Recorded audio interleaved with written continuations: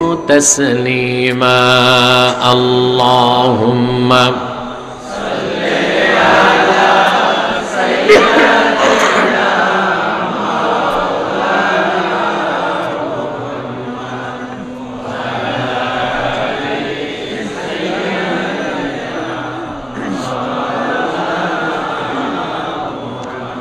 मोहब्बते आवाज करे पढ़ुन अल्लाहुम्मा सल्ले अला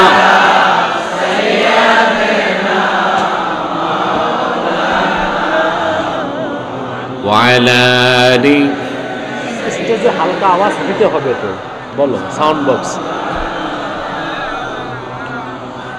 दम्मल इलाहु इस्मन नबी मा इस्मिही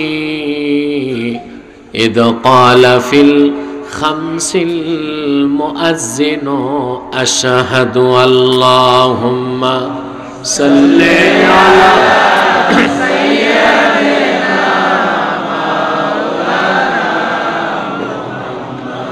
व अला आलि सय्यिदिना।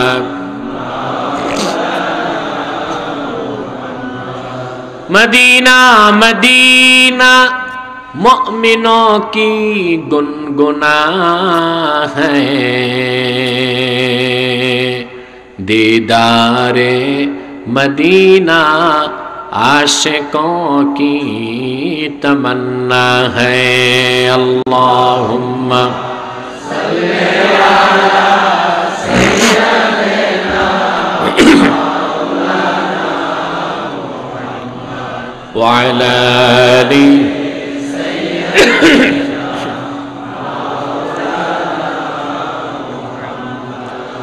मदीने की हवा से जन्नती बू आती है,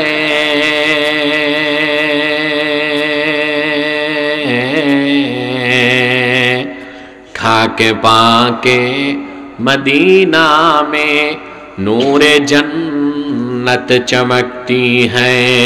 अल्लाहुम्मा सल्ले अला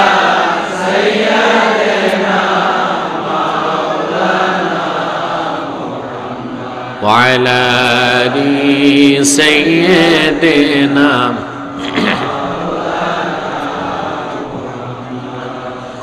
मुहम्मदुन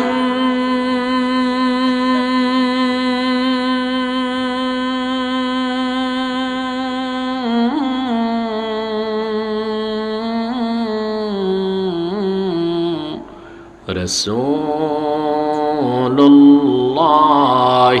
सल्लल्लाहु अलैहि वसल्लम खतमल्लाहु बिहिन नबुव्वा व हकम अन ला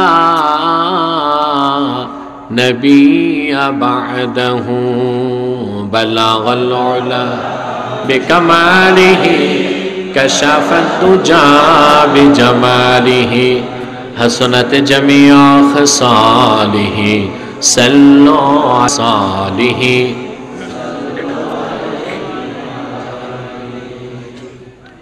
বন্ধুরা, গভীর রাত, আমরা গভীরতার দিকে যাচ্ছি। কিছু সময় জবানটা খুলুন, হৃদয়টাকে প্রশস্ত করুন, ভক্তি এবং শ্রদ্ধার সাথে আমরা আল্লাহ পাকের জিকির করে লা ইলাহা ইল্লাল্লাহ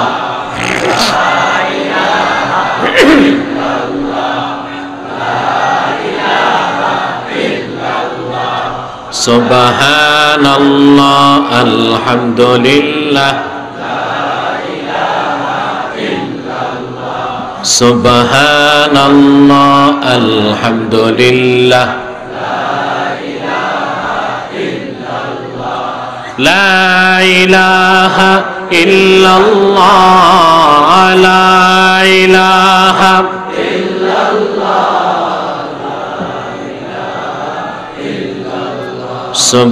সুবহানাল্লাহ আলহামদুলিল্লাহ হাসবি রব্বি জাল্লাল্লাহু মা ফি কলবি গায়রুল্লাহ।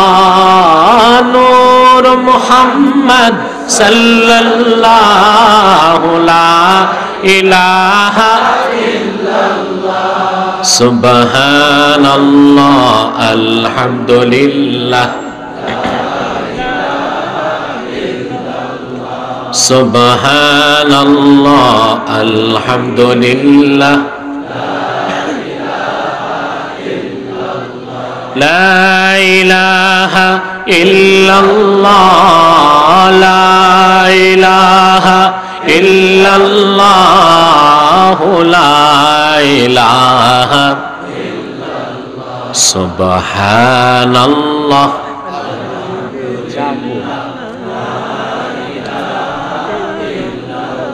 সুবহানাল্লাহ মাইকম্যানটাকে ডাকুন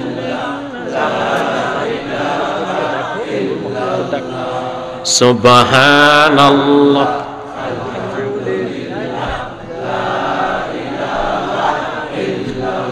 লা ইলাহা ইল্লাল্লাহ লা ইলাহা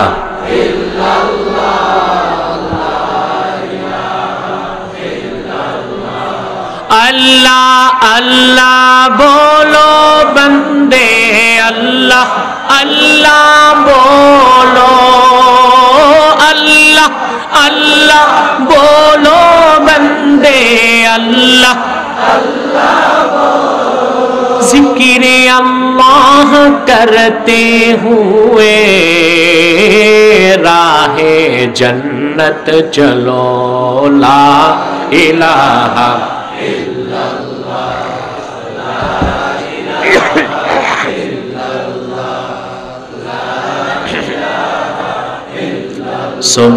सुबहानल्लाह अल्हम्दुलिल्लाह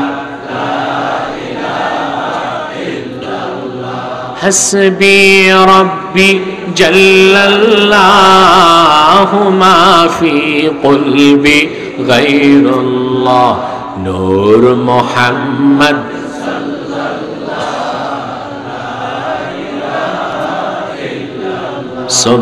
सुबहानल्लाह अल्हम्दुलिल्लाह ला इलाहा इल्लल्लाह सुबहानल्लाह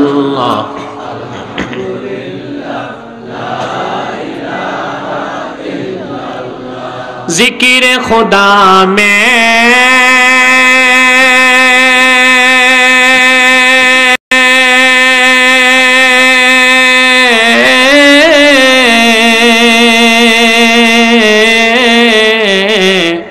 क्या लुत्फ छुपा है मोमिनों की सिवा कोई न जाने ला इलाहा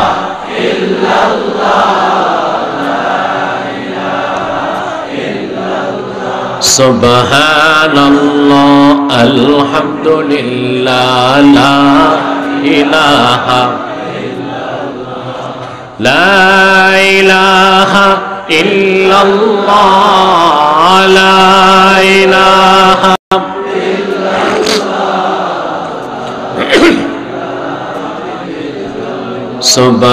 सुबहानल्लाह अल्हम्दुलिल्लाह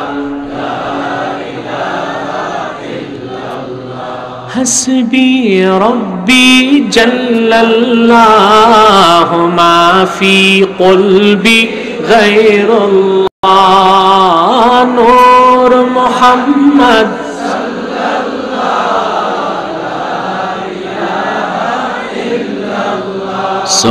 सुबहानल्लाह अल्हम्दुलिल्लाह ला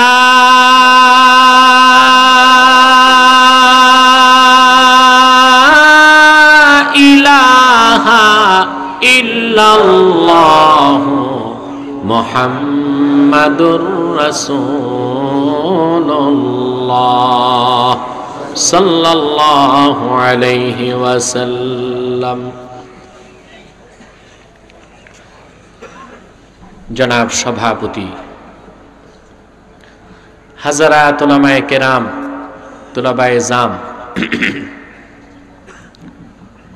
মুসলিম নগর যুব সমাজের উদ্যোগে আয়োজিত 3 দিন ব্যাপী তৃতীয় বার্ষিক ওয়াজ ও মিলাদ মাহফিলে আজকের শেষ দিন। গত রাতে বিভিন্ন প্রান্ত থেকে আগত আমার মুসলমান ভাই ও বন্ধুগণ, সকলকে অন্তরের অন্তঃস্থল থেকে জ্ঞাপন করছি মোবারক।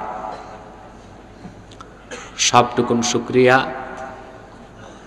আল্লাহ সুবহানাহু ওয়া তাআলার জন্য, যিনি আজকের এ বরকতপূর্ণ মাহফিলে আমাদেরকে আসার বসার তৌফিক এনায়েত করেছেন। সেজন্য আসুন আমরা সকলে একবার অবনত চিত্তে হৃদয়ের আবেগ অনুভূতি উজাড় করে সমবেত কণ্ঠে বলি আলহামদুলিল্লাহ।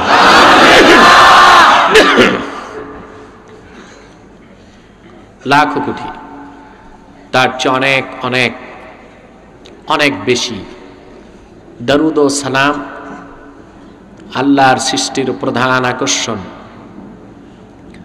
বিশ্বসভার সভাপতি, সমস্ত নবী রাসূলগণের মাথার মুকুট, শামসুল হিদায়াত, বদরুদ্দুজা, সৈয়দুস সাকালাইন, ইমামুল মুরসালিন, খাতামুন নবিয়্যিন ওয়াল মুরসালিন, খাতামুন নবিয়্যিন ওয়াল মুরসালিন, আফতাবে নবুয়ত, শাহনশাহে রিসালাত, নবিয়ুল আম্বিয়া, সরকারে দো জাহাঁ, সুলতানুল মদিনা, হুজুরে আকরম, নূরে মুজাসসাম, নূরুন আলা নূর, সৈয়দিনা হাবিবিনা শফিঈনা মাওলানা মুহাম্মদ সাল্লাল্লাহু তাআলা আলাইহি ওয়াসাল্লামের উপর আল্লাহ পাক, যাকে আজ থেকে ১৫০০ বছর আগে সর্বশ্রেষ্ঠ ও সর্বশেষ নবী ও রাসূল হিসেবে প্রেরণ করেছেন, যার পরে আজ পর্যন্ত পৃথিবীতে অবশ্যই কোন প্রকার নবী কিংবা রাসূল আসে নাই, অবশ্যই এখনো নাই, অবশ্যই কিয়ামত পর্যন্ত আসবে না। সুপ্রিয় শ্রোতা মণ্ডলী, বিগত 2 দিন এবং আজ কোরআন ও সুন্নাহ থেকে, দেশ বরেণ্য আলেমদের জবান থেকে তাদের সারগর্ভ বক্তব্য আপনারা শুনেছেন, আলহামদুলিল্লাহ। আজকে বিদায়ী মুনাজাত, বিদায়ী মুনাজাত, কথাটা বুঝতে পেরেছেন? আমার জীবনের যেটা শেষ মুনাজাত, ওইটা আমার আখেরি মুনাজাত, ঠিক কিনা? এর জন্য এটা কোনো মাহফিলে বা ইস্তেমাওয়ালারা যে ব্যবহার করে, এই ব্যবহারটা সঠিক নয়। এটাকে বলা হবে কি? বিদায়ী মুনাজাত। আজকে বিদায়ী মুনাজাত আমরা বিভিন্ন প্রান্ত থেকে ছুটে এসেছি। আমি অধম শেষ বেলায় বিদায়ী লগ্নে বসলাম। কোরআন কারীম সূরাতুর রহমান থেকে কয়েকটি আয়াত আমি তেলাওয়াত করেছি। কোন সূরা থেকে? এই কখান আয়াতকে আবর্তন করে নির্ভরযোগ্য মুফাসসির ও মুহাদ্দিসদের দৃষ্টিকোণ থেকে কিছু কথা আমি আপনাদের সামনে তুলে ধরার চেষ্টা করব, যদি আল্লাহ পাক আমাকেও আপনাদেরকে তৌফিক ভিক্ষা দান করেন। বলুন আল্লাহুম্মা আমিন।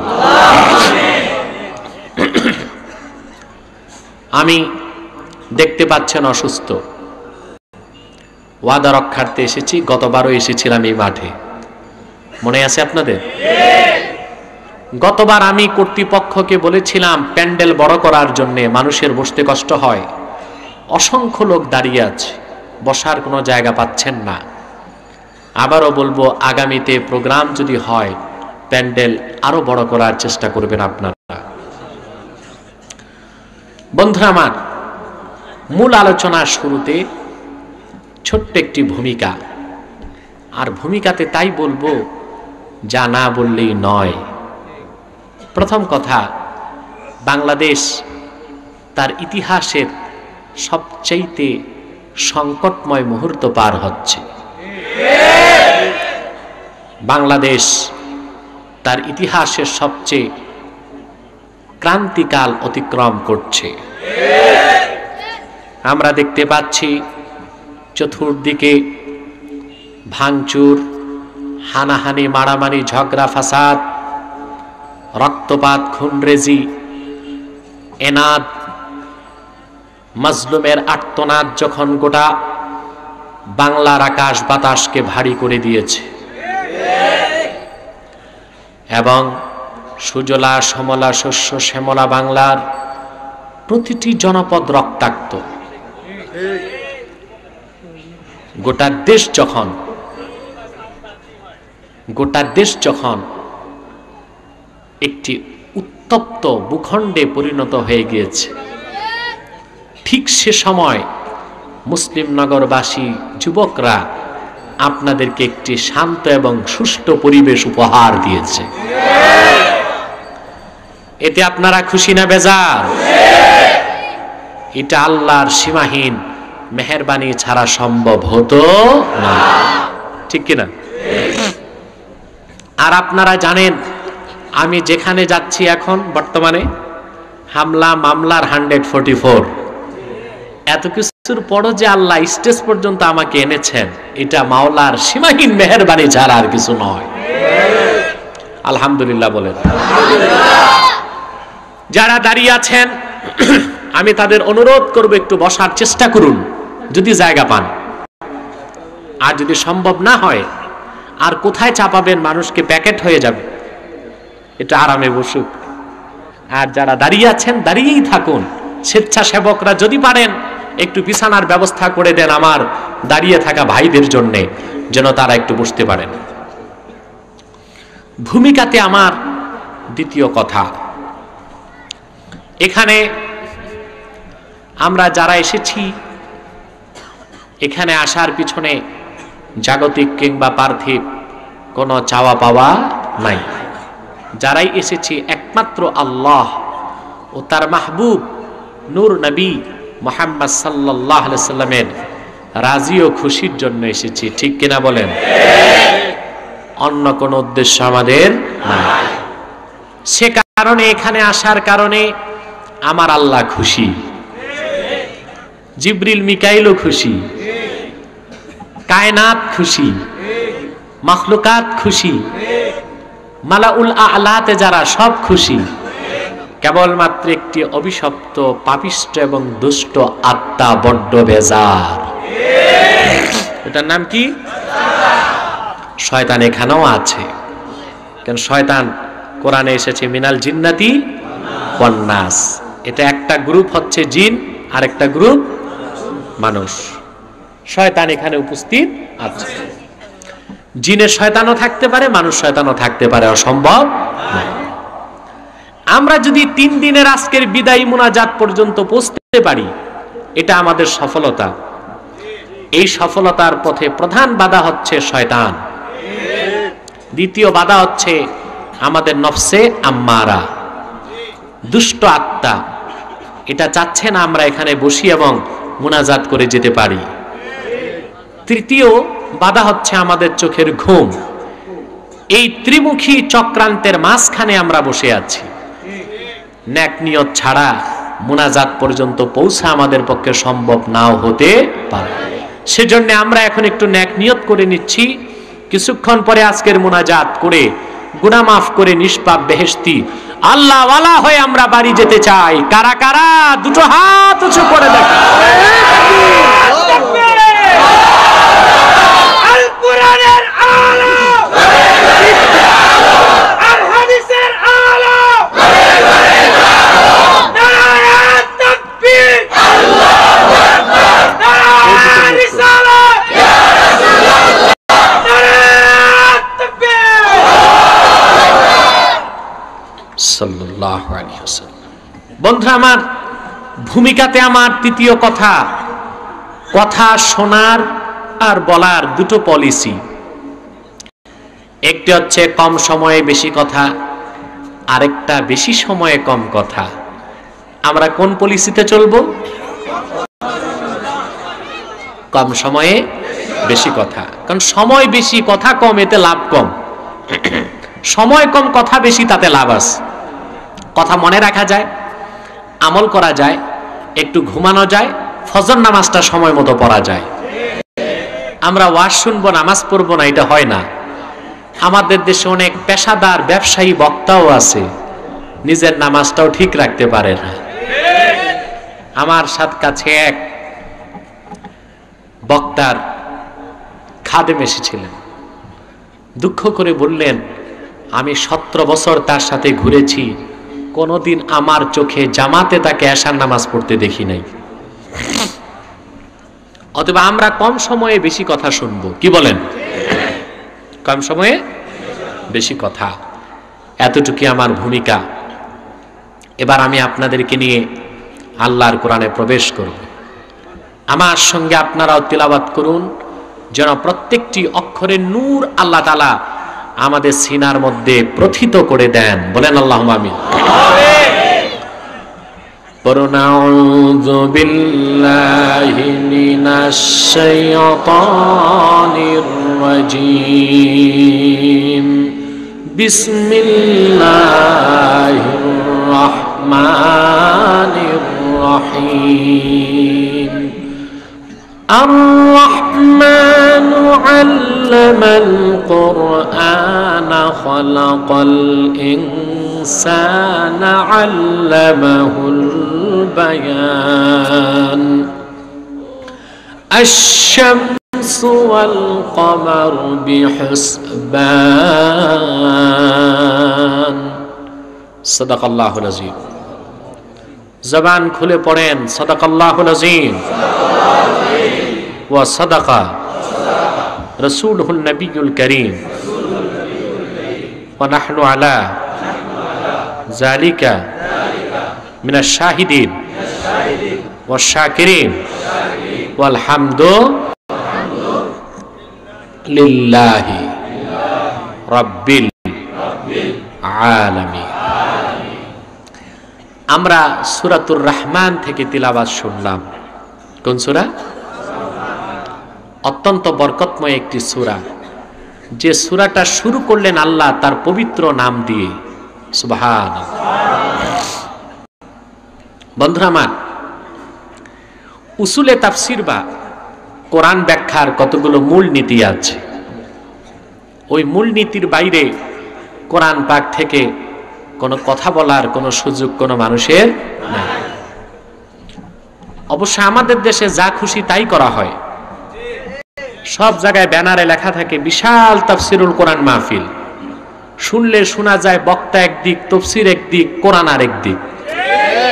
তাতে সমস্যা কি? লোকটা কালো, তাতে কি হয়েছে? নাম তো সুন্দর আলী, ঠিক কিনা? না, কোরআন ব্যাখ্যার মূলনীতির বাইরে যে আল্লাহর কোরআন থেকে কথা বলার কোনো অধিকার কোনো মানুষের নাই।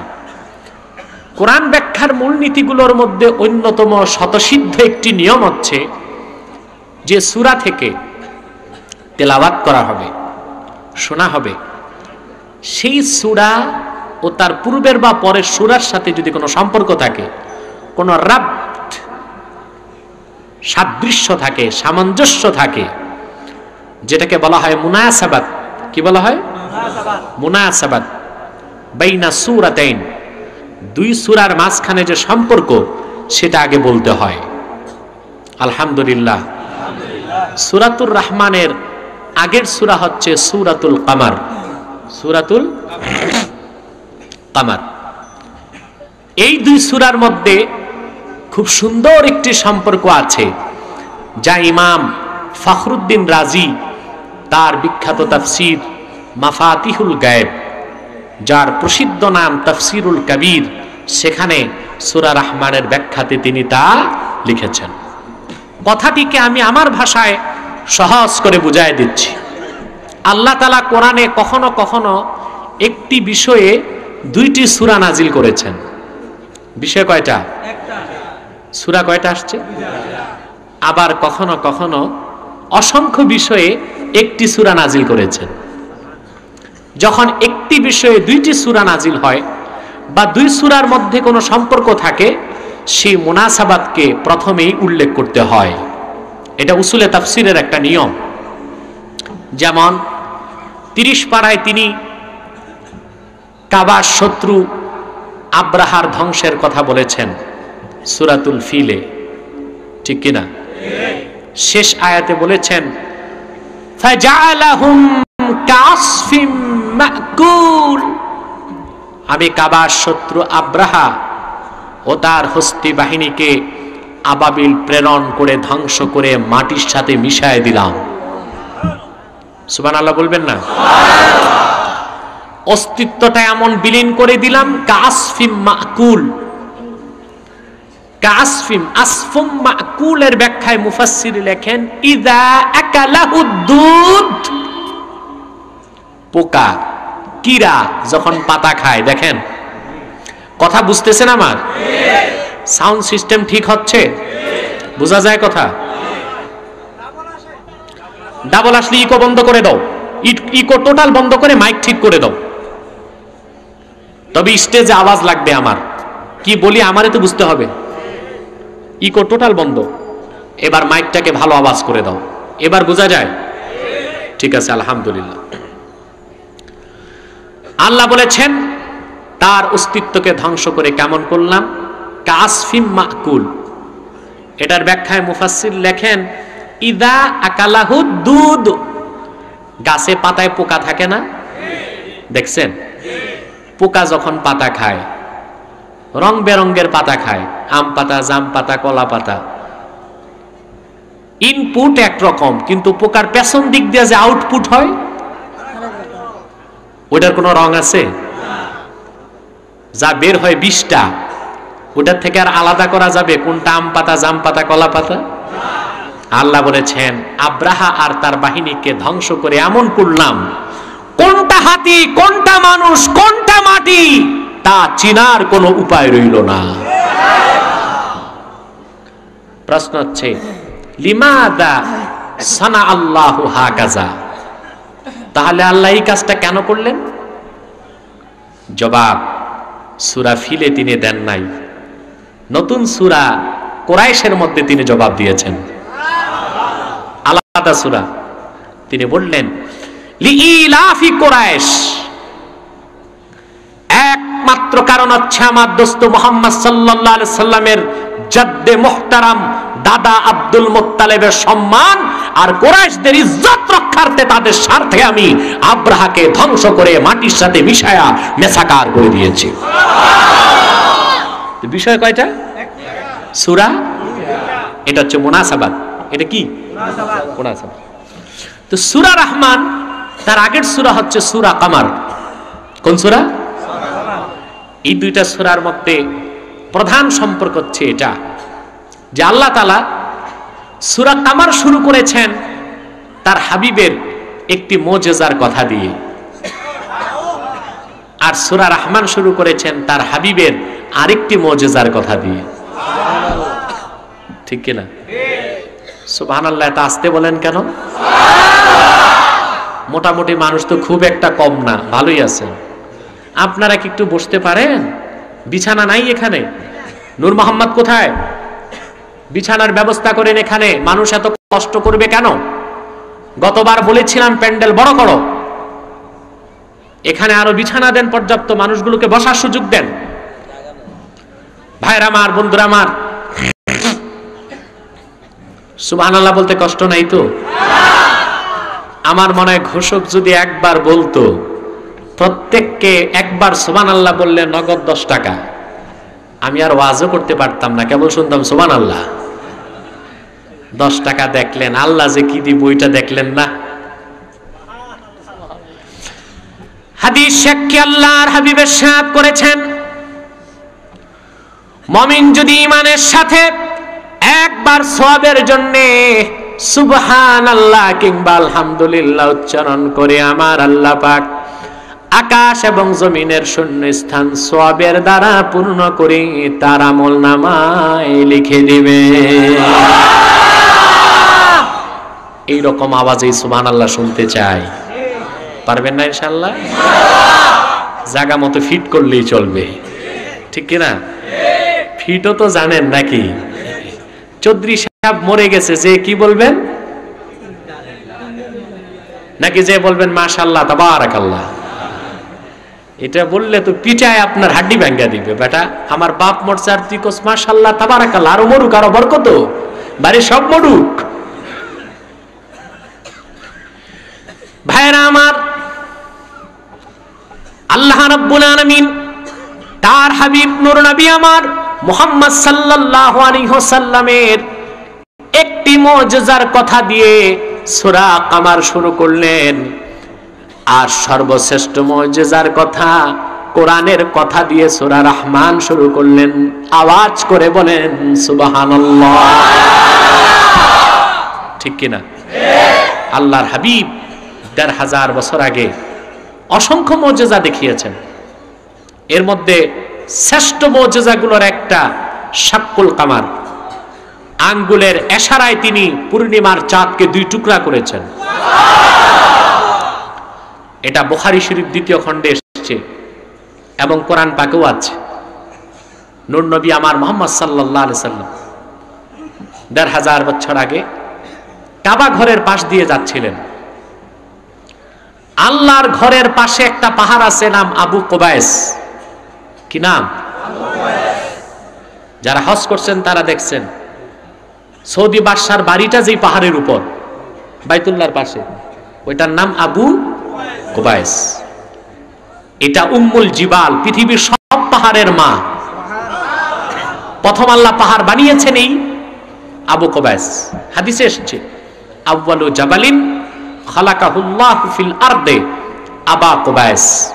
সর্বপ্রথম পৃথিবীতে আল্লাহ যে পাহাড় তৈরি করেছেন সেটা আবু কুবাইস।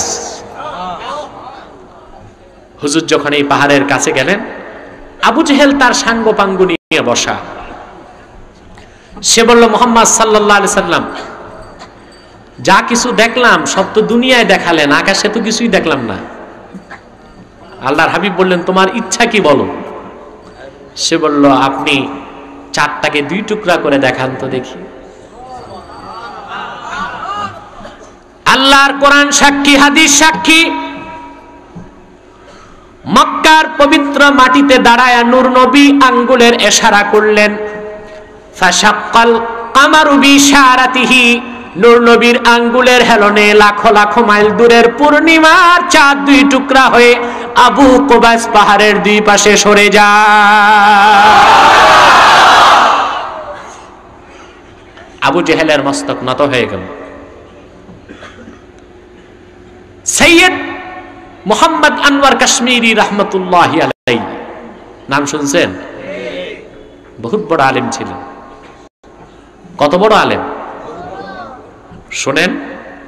মাওলানা আশরাফ আলী থানভী বলেছেন আল্লামা কাশ্মীরির ব্যাপারে, যে আল্লামা কাশ্মীরি হচ্ছেন মাকতাবাতুন হাইয়াতুন তামশি আলাল আরদ। তিনি নিজেই জীবিত একটা লাইব্রেরি, চলাফেরা করেন। এত বড় আলেম। আল্লামা কাশ্মীরি বলেছেন একদিন ছাত্রদেরকে দেওবন্দের কুতুবখানার সব কিতাব যদি আগুনে জ্বলে পুড়ে ছাই হয়ে যায়, আমি আনোয়ার কাশ্মীরি জীবিত থাকতে আর কিতাব লাগবে না, ওই সব আমার সিনায় আছে। এখন দেখবেন একটু আধুনিক মৌলবী সাহেবরা ল্যাপটপ নিয়ে ঘুরে, ঠিক না? ওনারা কোরআন হাদিস ঘাটে না, মাকতাবা শামেলা আছে এইটা দেখে। মাকতাবা, ওখানে হাজার হাজার কিতাব আছে সফটওয়্যারে, ওটার নাম মাকতাবাতুশ শামেলা। সব তো ডিজিটাল হইলে ভালো লাগে না। ভালো লাগে? কিতাবপত্র এই ডিজিটাল করার দরকারটা কি? তাতে তার কিতাব ধরে না কেউ, ঠিক কিনা? ওইটার নাম মাকতাবা শামেলা। আর আমি দেখি আল্লাহর ওলিদের সিনাটা ছিল মাকতাবায়ে কামেলা। আমরা শামেলা দরকার আছে, তবে কামেলাটা দরকার বেশি, ঠিক কিনা? এখন মৌলী সাহেবরা নিয়ে ঘুরে কি মাকতাবা শামেলা। আর আমি দেখি আনোয়ার কাশ্মীরির ছিল মাক্তাবা কামেলা। তিনি বুখারী দ্বিতীয় খণ্ডে চন্দ্র দ্বিখণ্ডের ঘটনা লিখতে যেয়ে বলেন, কদ শাহাদাহু রাজুলুম মিনাল হিন্দে ইসমুহু ভুলরাজ। আমার নূর নবী মুহাম্মদ সাল্লাল্লাহু আলাইহি ওয়াসাল্লাম ১৫০০ বছর আগে যখন মক্কা মুকাররমায় চাঁদকে 2 টুকরা করেছেন, ভারতের ভূপালে এক হিন্দু রাজা ছিল, নাম ভোলরাজ। কি নাম? ভূপালে। সে নিজের চোখে সেই চাঁদ দ্বিখণ্ডটা দেখতে পেয়েছে। এই ইতিহাস বলা আমার উদ্দেশ্য নয়। পরবর্তীতে সে হিন্দুস্তান থেকে হিজরত করে চলে গিয়েছিল আরব, এবং মক্কাতে যে সপরিবারে কিংবা আল্লাহর হাবিব হিজরত করে মদিনায় যাওয়ার পর মদিনাতুত তাইয়্যিবাতে যে সপরিবারে সে ইসলাম গ্রহণ করেছিল। এই কথাটা কাশ্মীরি লেখেন নাই, সেটা ইতিহাসে আছে। আল্লাহর হাবিব আঙ্গুলের হেলনে চাঁদ 2 টুকরা করলেন। নূর নবীর সেই মুজিজার কথাটা দিয়ে আল্লাহ সূরা কামার শুরু করলেন, ইকতারাবাতিস সাআতু ওয়ানশাক্কাল কমার। কিয়ামত নিকটবর্তী হলো, আর আমার হাবিব মুহাম্মদ সাল্লাল্লাহু আলাইহি ওয়াসাল্লামের আঙ্গুলের ইশারায় লাখো লাখো মাইল দূরের চাঁদ 2 টুকরা হয়ে গেল। আল্লাহর হাবিবের শ্রেষ্ঠ মুজিজা কোরআনে চাঁদ 2 টুকরার কথা দিয়ে আল্লাহ সূরা কামার শুরু করলেন। আর সূরা রহমান কি দিয়ে শুরু করলেন? নূর নবীর শ্রেষ্ঠ মুজিজা, সর্বশ্রেষ্ঠ মুজিজা কোরআনের কথা দিয়ে। সুবহানাল্লাহ বলবেন না? 30 পারা কোরআন, আল্লাহর হাবিবের সর্বশ্রেষ্ঠ মুজিজা। সহিহ বুখারী দ্বিতীয় খণ্ডে ফাজাইলে কোরআনের মধ্যে এসেছে, যতটুক মনে পড়ে আমার, আবু হুরায়রা বর্ণনা করেছেন। তিনি বলেন, আল্লাহর হাবিব ইরশাদ করেছেন, আল্লাহর পক্ষ থেকে যত নবী এসেছেন, রাসূল এসেছেন, প্রত্যেকের দ্বারা মুজিজা ঘটেছে। কারো দ্বারা 1টা, কারো দ্বারা 2টা, কারো দ্বারা 3টা। বনি ইসরাইলের বড় পয়গম্বর মুসা কালিমের দ্বারা ঘটেছে 9টা। কয়টা মুজিজা বলেন? 9টা। কোরআনে আল্লাহ বলেছেন 30 আয়াত। আল্লাহর হাবিব বলেছেন, ইন্নামা উতিতু ওয়াহয়ান আওহাহু আল্লাহু ইলাইয়া। বুখারীর মাতান হুজুর বলেছেন, কিন্তু আমাকে আল্লাহ যে সর্বশ্রেষ্ঠ মুজিজা দান করেছেন, সেটা আমার উপর ওহীর মাধ্যমে নাজিল করেছেন, যা 30 পারা কোরআন। এমন এক মুজিজা আল্লাহ আমাকে দিয়েছেন, আমি আশা করি কাল কিয়ামতের কঠিন মুসিবতের সময় হাসর ময়দানে এই কোরআনের কারণে আমার উম্মতের সংখ্যা সবচেয়ে বেশি হয়ে যাবে। ঠিক কিনা বলেন? মিশকাত শরীফে এসেছে, হাসর ময়দানে 120টা কাতার হবে, তার মধ্যে 80 কাতার হবে উম্মতে মুহাম্মাদি। এটা কোরআনের কারণে। কি কারণে? আজ খ্রিস্টানরা সারা দুনিয়ায় তাদের ধর্ম প্রচারে হাজার হাজার কোটি ডলার খরচ করতেছে। খ্রিস্টানদের একটি সোসাইটি আছে, বাইবেল সোসাইটি। কি নাম? এই বাইবেল সোসাইটির কাছে 600 ছোট বড় প্লেন আছে। কয়শো? প্রতি 4 মিনিটে একটা প্লেন আকাশে টেক অফ করে, শুধুমাত্র খ্রিস্টান ধর্ম প্রচার করার জন্য। প্রতি 4 মিনিটে কয়টা? তারা দুনিয়ার বিভিন্ন প্রান্তে যাচ্ছে খ্রিস্ট ধর্ম প্রচার করতে। বাইবেল সোসাইটির মাস্টার প্ল্যান হচ্ছে 600 কোটি বাইবেল ছাপায়া বিনা খরচে পৃথিবীর মানুষের ঘরে ঘরে পৌঁছানো। তারপরে তারা বিভিন্ন এনজিও, নন গভর্নমেন্ট অর্গানাইজেশনের মাধ্যমে পৃথিবীব্যাপী সুদের নামে, সহায়তার নামে, সাহায্যের নামে, তারা ঋণের নামে গোপনে খ্রিস্টান ধর্ম প্রচার করে যাচ্ছে। এই গ্রামীণ বলেন, ব্রাক, আশা, নিরাশা, দিশা, বেদিশা, কারিদাস, ওয়ার্ল্ড ভিশন যা আছে এ সব কিছুর ডোনেট হয় সুইডেন থেকে, নরওয়ে থেকে। টাকাগুলো খ্রিস্টানরা দেয়। কারা দেয়? দেখেন না ডক্টর ইউনূসের জন্য তাদের মহব্বত কত বেশি, মায়ার কত মায়া জাগছে ওদের ডক্টর ইউনূসের জন্য। তার কারণ তারা যেটা পারেন এই বাংলাদেশে ইউনূস সেটা করে দিয়েছে। এই দেশের 1.5 কোটি মানুষকে 30 বছরে ডক্টর ইউনূস সুদখোর বানায় দিয়েছে। খ্রিস্টানরা জানে ঈমান নষ্ট করার জন্য আগে পেটটারে হারাম ঢুকাইতে হবে। এই জন্য এইসব এনজিওর মাধ্যমে তারা সারা বিশ্বব্যাপী খ্রিস্টান ধর্ম প্রচারের কাজে লিপ্ত হয়েছে। কিন্তু রাবেতা আল আলম আল ইসলামের রিপোর্ট হচ্ছে খ্রিস্টানদের সবচেয়ে বেশি ধর্ম প্রচার হয় আফ্রিকাতে।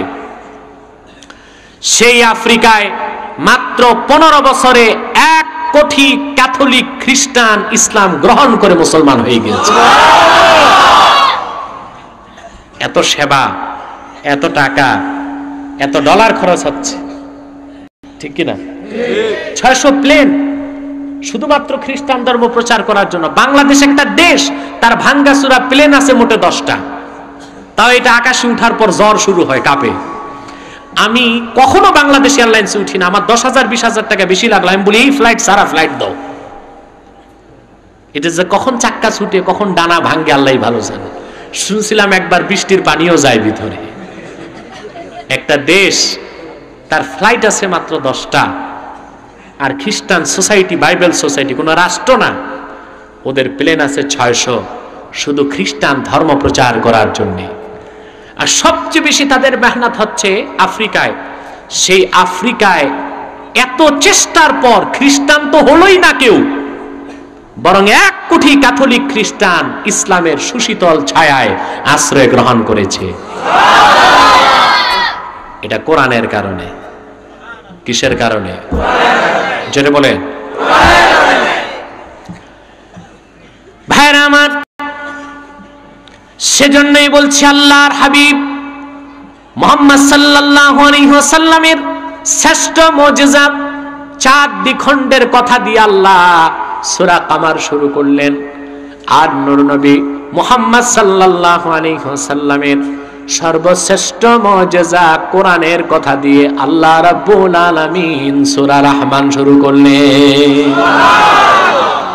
আল্লাহ বলেন, আর রহমান আল্লামাল কুরআন খালাকাল ইনসানা আল্লামাহুল বায়ান। সুবহানাল্লাহ বলেন।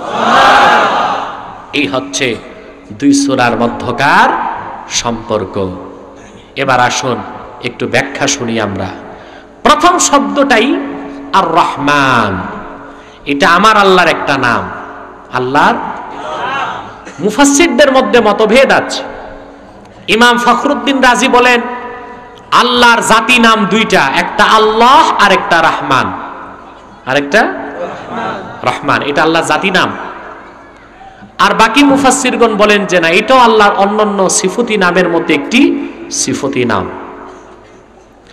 কেউ যদি আল্লাহর নাম বরকতের জন্য রাখে, যেমন রহিম, সাত্তার, জব্বার, কাহ্হার, তখন লোকটাকে ডাকতে হয় আব্দুর রহিম বলে, ঠিক কিনা? আব্দুল করিম বলে, ঠিক কিনা?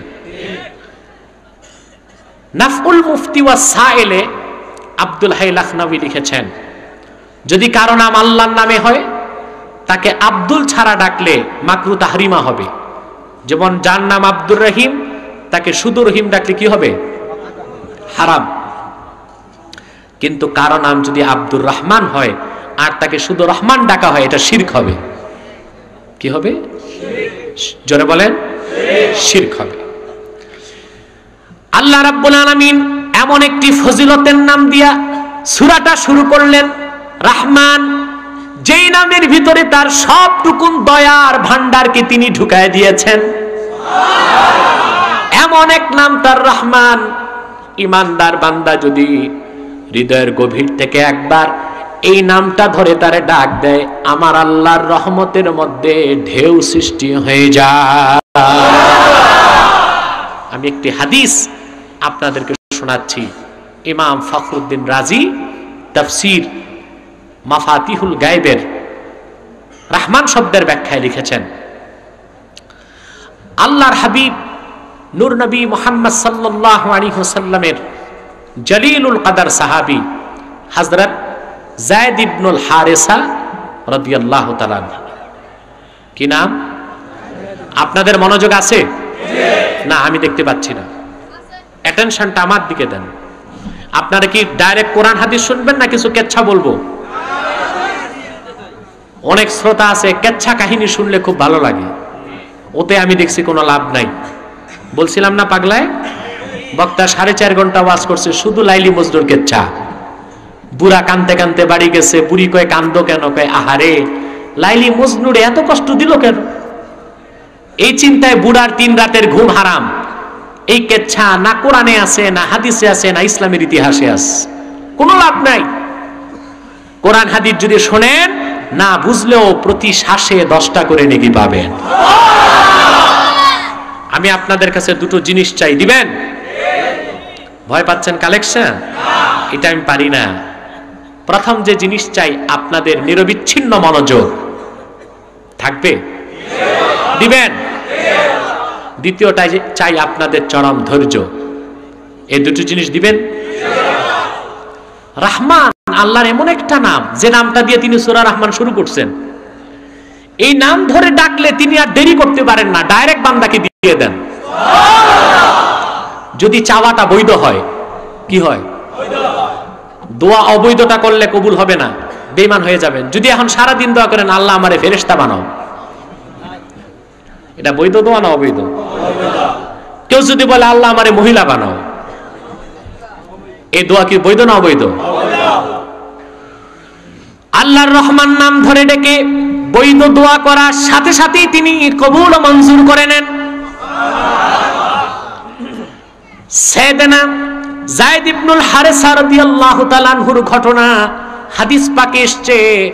ইমাম ফখরুদ্দিন তার মাফাতিহুল গায়বের প্রথম খণ্ডে তা উল্লেখ করেছেন। হযরত যায়েদ একদিন মক্কা থেকে সফরে বের হলেন তায়েফের উদ্দেশ্যে। কোথায়? মক্কা থেকে তায়েফ হচ্ছে 90 কিলোমিটার দূরে। কত দূরে? 90 কিলোমিটার। জায়গাটার নাম কি? তায়েফ। তাফা ইয়াতুফু থেকে তায়েফ, এর অর্থ তোয়াফকারী। অর্থ কি? আচ্ছা বলেন, মানুষ না তোয়াফ কইরা তোয়াফকারী হয়, জায়গা কেমনে তোয়াফ করলো? প্রশ্ন আসে? কথা বলে না। ইমাম সিউতি জালালাইনে উল্লেখ করেছেন, হযরত ইব্রাহিম হযরত ইসমাইলকে আর হাজেরাকে রেখে আসার সময় দোয়া করছিল, আল্লাহ ফলে পুষ্পে সবুজ শ্যামলে ভরপুর করে দাও, আমি রেখে যাচ্ছি সন্তানদেরকে, তার পরবর্তী আওলাদরা যেন খাদ্য সমস্যায় না ভুগে। আল্লাহ জিব্রিলকে পাঠালেন, জিব্রিল মক্কার পার্শ্ববর্তী জায়গাটা থেকে ভূখণ্ড যা আছে তাহতা সারা থেকে উঠাও, উঠায় এইটারে সমুদ্রে ফেলে দাও। ফেলে দেওয়া হলো। দামেস্কে একটা জায়গা আছে নাম হিমস। কি নাম? এখন তো সিরিয়াতে যুদ্ধ হচ্ছে না, এই নামটা পাবেন আপনারা, হিমস। উমদাতুল কারি শারহু সহিহুল বুখারীতে আল্লামা আইনি লিখেছেন, এটা এমন এক সুন্দর জায়গা, আমার বড় শখ, ঘুরতে যাব আমি। এমন এক সুন্দর জায়গা, লাইসা ফিহে হাইয়াতুন ওয়ালা আকরাব, এমন জায়গা যেখানে কোনো বিচ্ছু নাই, কোনো সাপ নাই। খুব চমৎকার এক মনোরম জায়গা হিমস। আল্লাহ বললেন, এবার যতটুক মক্কার পার্শ্ববর্তী জায়গার উঠাইছো মাটি, ততটুক তুমি এখান থেকে উঠাও। হযরত জিবরিল উঠালেন।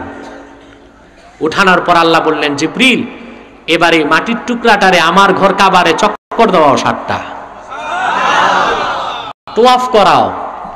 হযরত জিবরিল এই মাটির টুকরাটা নিয়ে আল্লাহর ঘরকে 7টা চক্কর দেওয়ার পর ওই জায়গা হয়ে গেল তায়েফ। তোয়াফকারী তারপর সেটাকে রেখে দেওয়া হলো সে জায়গাটাই আরবের তায়েফ। সুবহানাল্লাহ কইবেন না? ভাইরা আমার, যায়েদ বিন হারেসা মক্কা থেকে রওনা দিলেন কোথায়? কারে কি বুঝাই? তায়েফ। সঙ্গী ছিল এক মুনাফিক। সঙ্গী কি ছিল? মুনাফিক চিনেন? যার মুখে ইসলাম, ভিতরে ইসলাম ঠিক কিনা? আবা কাবা, দাড়ি টুপি জুব্বা, জিকির ফিকির হাল আর ফাল ঠিক আছে, দালালি হচ্ছে বেঈমানদের পক্ষে। বাংলাদেশের বর্তমান প্রেক্ষাপটে আমরা দেখতে পেয়েছি একদল মৌলবী, একদল আলেম, তারা নাস্তিক এবং বেঈমান শাহবাগী ব্লগারদের পক্ষে দালালি করে মুনাফিকের খাতায় নাম লিখিয়েছে, ঠিক কিনা বলেন?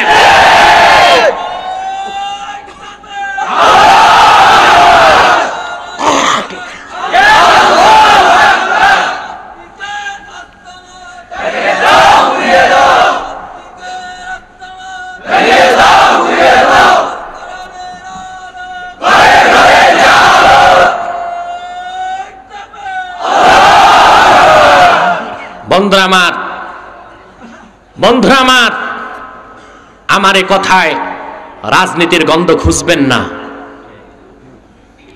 আমি একটি কথা বলে দেই, চার দলের মুসলমান, কি বিএনপি, কি আওয়ামী লীগ, কি জাতীয় পার্টি, কি জামাত, চার দলের মুসলমানকে সকল প্রকার কাফের, মুশরিক, রাম বাম, নাস্তিকার, ব্লগারদের বিরুদ্ধে ঐক্যবদ্ধ হয়ে রাজপথে নামার শপথ নিতে হবে। এই ক্ষেত্রে কোনো দল দেখা যাবে না। আমরা দেখলাম কিছু মৌলবী সুন্নি দাবিদার, এরা দালালি করলো নাস্তিকদের, এরাই মুনাফিক। যার ভিতরে একটা, বাইরে আরেকটা, ঠিক কিনা? মুনাফিক সবচেয়ে ভয়ঙ্কর বেঈমান, কাফের। মুনাফিকের স্থান জাহান্নামের নিম্ন স্থানে। আল্লাহ কোরআনে বলেছেন, ইন্নাল মুনাফিকিনা ফিদ দারকিল আসফালি মিনান নার। হাবিব, আমার ওহির কথাটা মানুষকে শোনায় দেন, নিশ্চয় যারা মুনাফিক জাহান্নামের সবচেয়ে নিচের জায়গায় হবে তাদের স্থান। সুবহানাল্লাহ না নাউজুবিল্লাহ? আপনারা তো ঘটনা ওই ঘটাইলেন, আগে যেটা বলছি, কোন জায়গায় কি ফিট করবেন তাও জানেন না। চৌধুরী সাহেব মরছে, যে কইবেন সুবহানাল্লাহ তাবারাকাল্লাহ, নাকি? একটু বুঝে শুনে সুবহানাল্লাহ কইেন। ভাইরা আমার, মুনাফিক যে কত ভয়ঙ্কর, কাফের কত প্রকার, কি কি যদি বিস্তারিত জানতে চান, গত বছর আমার রায়েরবাগের 5 দিন ধারাবাহিক আলোচনা ছিল সূরা মুনাফিকুনের উপর। কোন সূরা? কিন্তু অবাক হলাম আমি, আমার কমিটির যেটা সভাপতি, ওইটাই মুনাফিক এইবার ধরা খেয়ে গেছে। এটা বাদ। মুনাফিকুনের ব্যাখ্যা করলাম যে স্টেজে, ওখানে আল্লাহ মুনাফিক ধরাই দিচ্ছে। সূরা মুনাফিকুন 11 আয়াত। 5 দিনে আমি প্রতিদিন 2.5 ঘন্টা আলোচনা করে 2টা আয়াতের ব্যাখ্যা মানুষকে শোনাতে পেরেছিলাম। প্রায় 12 ঘন্টার আলোচনা একটা ক্যাসেটে পাবেন, স্টেজে আছে না? সেটা আজকে আনা হয় নাই, সংগ্রহ করে নেবেন দরবার থেকে বা ইন্টারনেট থেকে নিয়ে নেবেন। কথা বুঝতেছেন? হযরত যায়েদের সাথে সঙ্গীটা কি ছিল? মুনাফিক। হযরত যায়েদ ইবনুল হারেসা রাদিয়াল্লাহু তাআলা আনহুর সাথে তিনি যখন রওনা দিলেন, তায়েফে পৌঁছার আগে হযরত যায়েদ ক্লান্তি দূর করার জন্য এক পাহাড়ের গুহায় গেলেন বিশ্রাম নিতে। কোথায়? তো অনেক হাঁটছেন, তো ক্লান্তির কারণে তিনি ঘুমায় গেছেন। সঙ্গীটা যে মুনাফিক এটা তিনি জানতেন না। আমি দেখছি আমার জীবনে চোর সহজে ধরা যায়, ডাকাত ধরা যায়, খাদ্যে ভেজাল করে ধরা যায়, ঠিক কিনা? প্রতারক ধরা যায় না? প্রতারক মুনাফিকের কাতারে। মানে চোর ধরা যায় তাড়াতাড়ি, ডাকাত ধরা যায় তাড়াতাড়ি, কিন্তু মুনাফিক ধরতে দেরি হয়, ঠিক কিনা? ভাইরা আমার, হযরত যায়েদ তো জানেন না সাথের এইটা সাহাবী না, এটা আস্তা মুনাফিক। তিনি ঘুমাইছেন, আর সেই মুনাফিকটা সুযোগ মতো হযরত যায়েদের হাত আর পা বেঁধে ফেললেন। যখন চোখ খুললেন,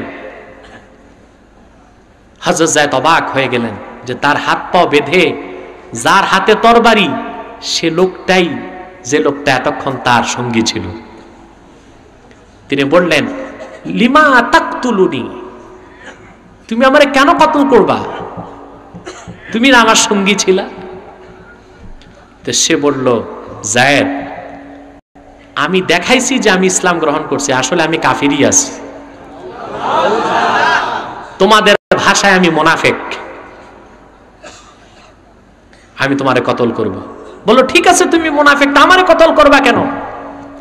সে জবাব দিল, ইন্নী আ'লামু আন্না মুহাম্মাদান সাল্লাল্লাহু আলাইহি ওয়াসাল্লাম ইউহিব্বুক ওয়া আনা উবগিদুহু, কারণ আমি জানি মুহাম্মদ সাল্লাল্লাহু আলাইহি ওয়াসাল্লাম তোমাকে মহব্বত করেন, আর আমি মুহাম্মদ সাল্লাল্লাহু আলাইহি ওয়াসাল্লামের সাথে শত্রুতা রাখি। আমি যদি তোমারে কতল করি, আল্লাহর হাবিব কষ্ট পাবেন, এটাই আমার স্বার্থ।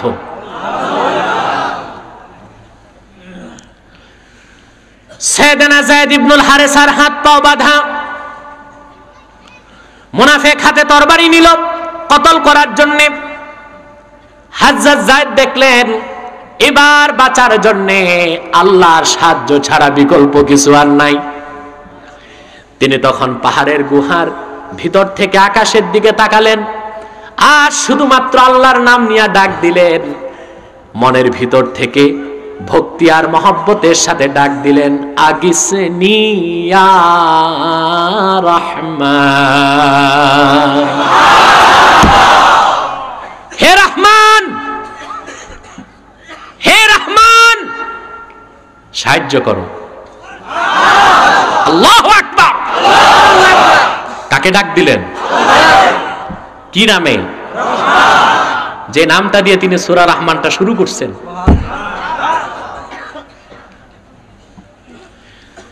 ভাইরা আমার,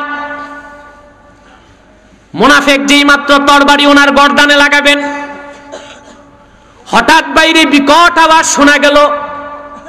বাহির থেকে কে যেন ধমক দিল, ইয়া মুনাফিক লা তাকতুলহু, সাবধান মুনাফিক, যায়েদ ইবনুল হারেসাকে তুমি কতল করো না। মুনাফিক তরবারি ফেলে দিল, বাইরে গেল, যে দেখে কেউ নাই। আবার তরবারি হাতে নিস, দ্বিতীয়বার ছুরি বসাবে, দ্বিতীয় ধমক, সাবধান, যায়েদের গলায় এক চুল পরিমাণ আঁচড় দিও না। আবার তরবারি রেখে বাইরে গেল, যে দেখে কেউ নাই। শেষবার তরবারি নিয়ে গেছে জবাই করবে।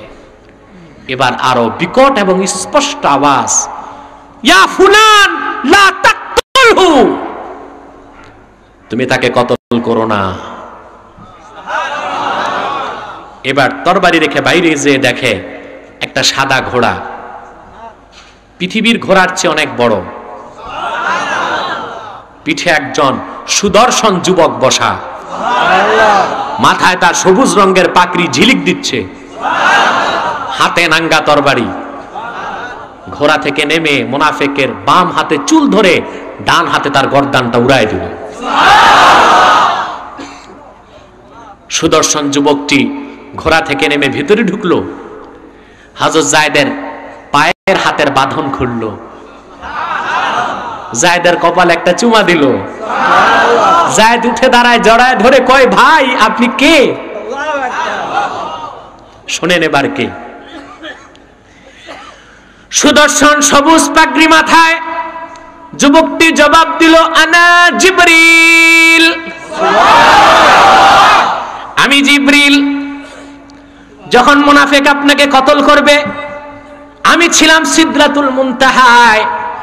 যখন আপনি ডাক দিয়েছেন আগিসনি ইয়া রহমান বলে, হে রহমান আমারে সাহায্য করো, তৎক্ষণাৎ আল্লাহ ডাক দিয়ে বললেন, রে জিবরিল, আমার হাবিব মুহাম্মদ সাল্লাল্লাহু আলাইহি ওয়াসাল্লামের সাহাবী যায়েদ সাহায্যের জন্য আমারে ডেকেছে। আমার উপর তাকে সাহায্য করা ওয়াজিব হয়ে গিয়েছে, যাও জলদি করে যায়েদকে বাঁচাও। জিবরিল বললেন, যায়েদ আমি 7 আকাশের উপর ছিলাম, তায়েফে আসতে আসতে দেরি হয়ে যাবে, জবাই হয়ে যাবেন, সেজন্য প্রথম ধমকটা দিলাম 7 আকাশের উপর থেকে। দ্বিতীয় ধমক দিলাম তখন আমি প্রথম আকাশে, আর তৃতীয় ধমক যখন দিলাম তখন আমি তায়েফের মাটিতে। একটু জিকির করেন লা ইলাহা ইল্লাল্লাহ লা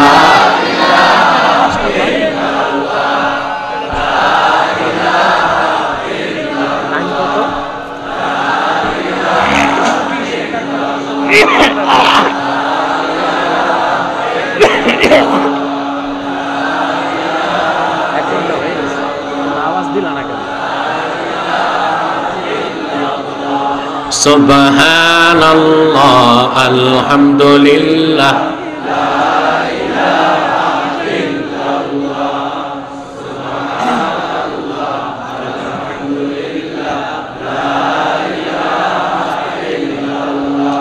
হাসবি রাব্বি জাল্লাল্লাহু মা ফি কলবি নূর মুহাম্মদ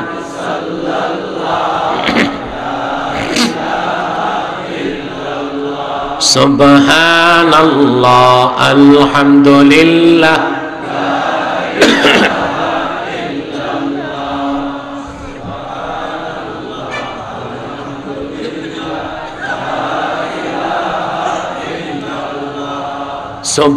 সুবহানাল্লাহ আলহামদুলিল্লাহ লা ইলাহা ইল্লাল্লাহ সুবহানাল্লাহ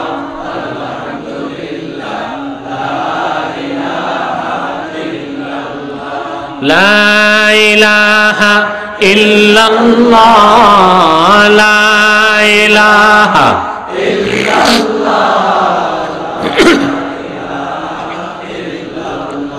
হাসবি রাব্বি জাল্লাল্লাহু মা ফি নূর মুহাম্মদ সাল্লাল্লাহু লা ইলাহা সুবহানাল্লাহ আলহামদুলিল্লাহ লা ইলাহা সুবহানাল্লাহ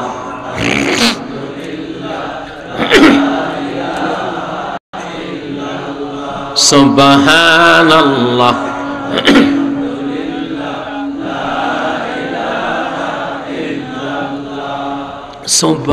সুবহানাল্লাহ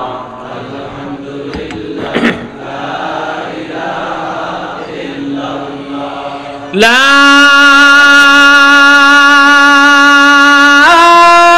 ইলাহা ইল্লাল্লাহ মুহাম্মাদুর রাসূলুল্লাহ সাল্লাল্লাহু আলাইহি ওয়াসাল্লাম। বন্ধুরা কষ্ট হয়? আপনাদের সাথে তো আমার ওয়াদা ছিল কম সময়ে বেশি কথা। 1 ঘন্টা পার হয়ে গেছে, আমি টের পাই নাই। তো 1 ঘন্টা পার হলে তো আর কম সময় থাকে না, সময় তো বেশি হয়ে যায়। এখন আপনাদের আবার আপনাদের অনুমতি চাচ্ছি, আরো আধা ঘন্টা শুনবেন? কারা কারা দুটো হাত উঁচু করে দেখা।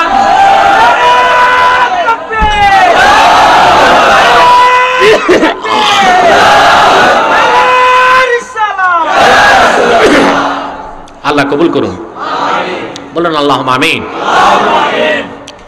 হযরত যায়েদ আল্লাহকে ডাক দিলেন কি নামে? রহমান। এই নামে ডাকলে মাবুদ আর সহ্য করতে পারেন না। ভাইয়ের আমার, নিরাশ হবেন না, নিরাশ হবেন না।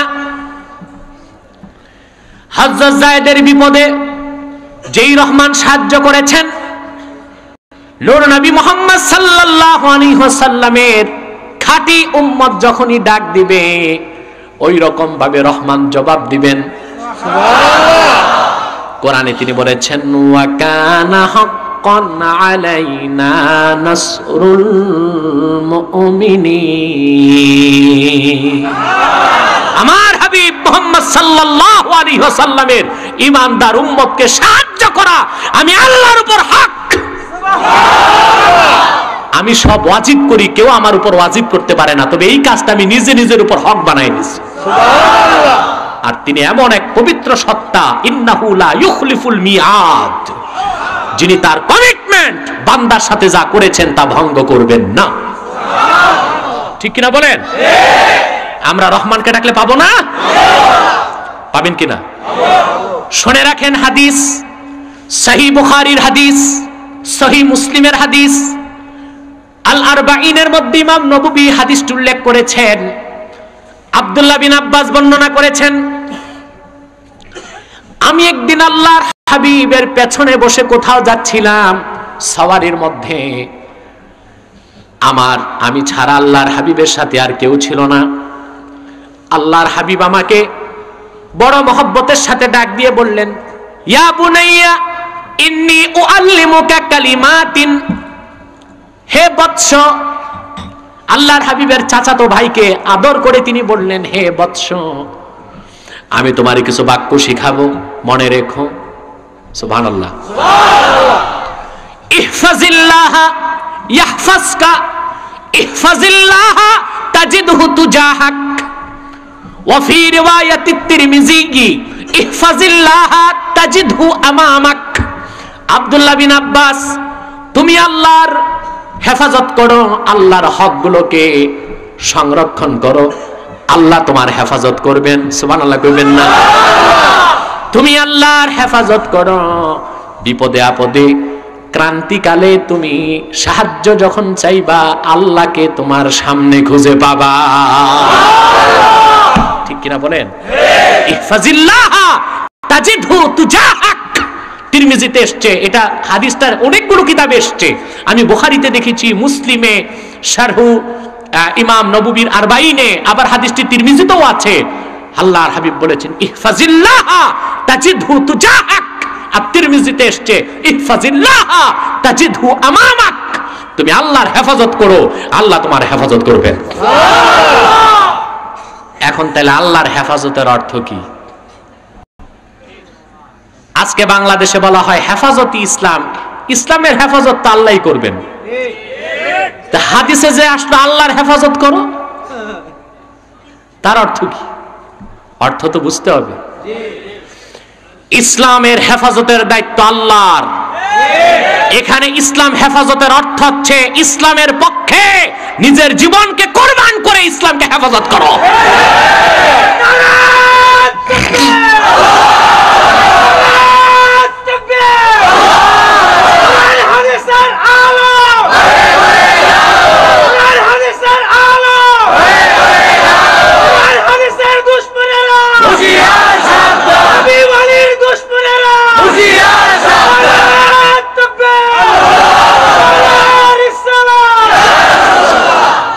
যেমন বলা হয় হাফেজে কোরআন, কোরআনের হেফাজতকারী, সংরক্ষণকারী।